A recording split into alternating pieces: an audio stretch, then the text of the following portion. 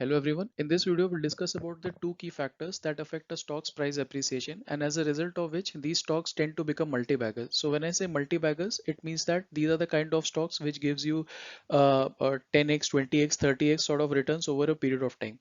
So before I start talking about this particular concept, I would request all the viewers out there to read two important books which illustrate this concept in great detail. The first book is called Coffee Can Investing by Saurabh Mukherjee, which talks about the multi-baggers from Indian equity market perspective. And second book is called 100 Baggers, how stocks in US markets and globally have given sort of this 100x sort of returns. So I would request viewers out there to read these two important books. So for any price appreciation to happen, there are usually twin engines which are behind this particular concept of price appreciation, and these you can say twin engines or two factors that are usually found whenever multi-bagger returns have been provided by stocks. So the first factor that is responsible for this major price appreciation is called growth.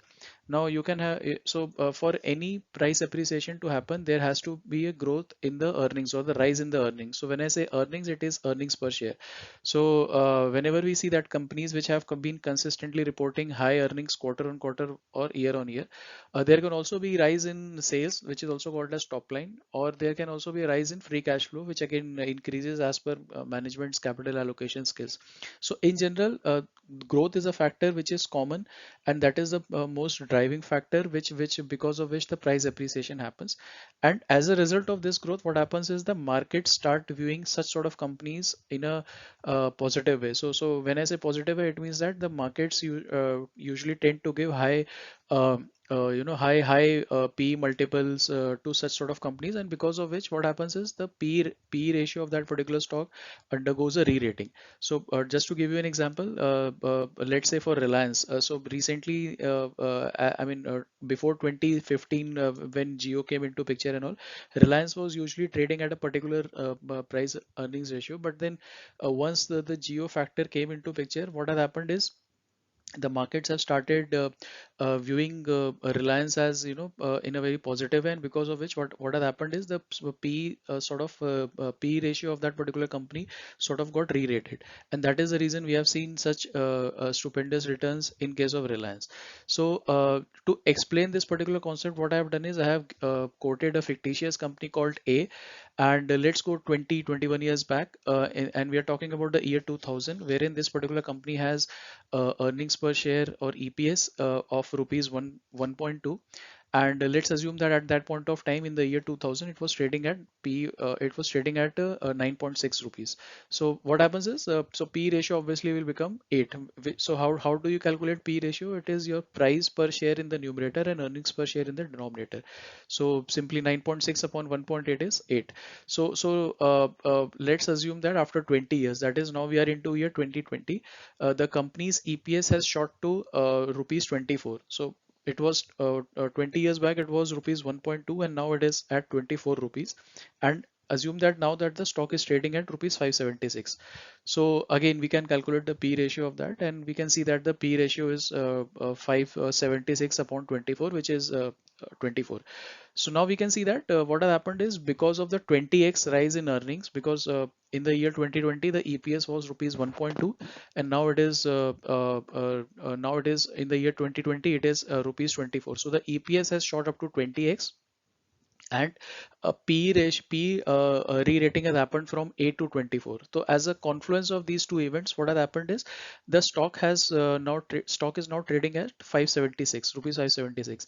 So if I read the second paragraph of this particular slide, so what has happened is over a period of 20 years, we have seen that the stock has appreciated from 9.6 9 rupees 60 paisa to 576 rupees.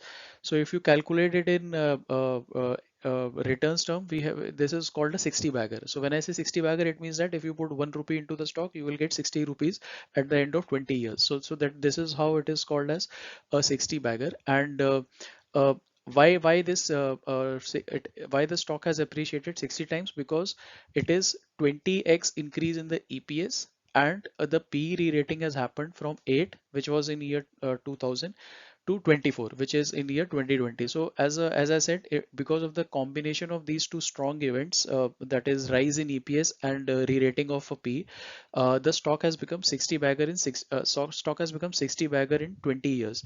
So if so again, if we try to now quantify these sort of returns, so what has happened is stock returns again in CAGR terms, which is also called as compounded annual growth rate. The stock returns for these so the price has appreciated by 22.7% or roughly 23% for these 20 years.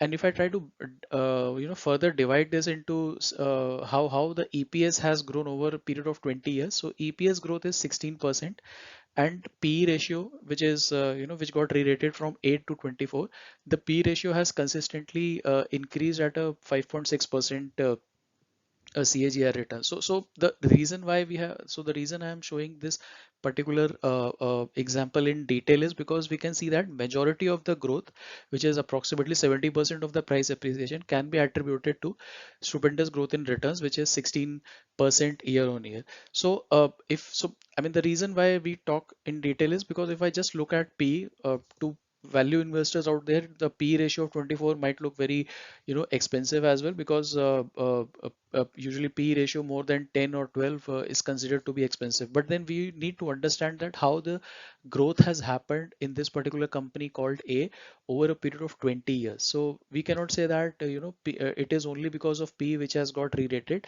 but the driving factor was that there was a growth in earnings over a period of 20 years, wherein the earnings growth was like 20x, and as a result of which market started viewing such sort of companies in a positive way, and hence the P got re-rated. So friends, that was for today. And if you have any doubts related to this video, any doubts regarding the calculations or any concept related to P, or if you want me to make any video on a particular topic, just let me know in the comment section, and I'll be happy to help you out. So that's all for today, folks. Thank you and have a nice day.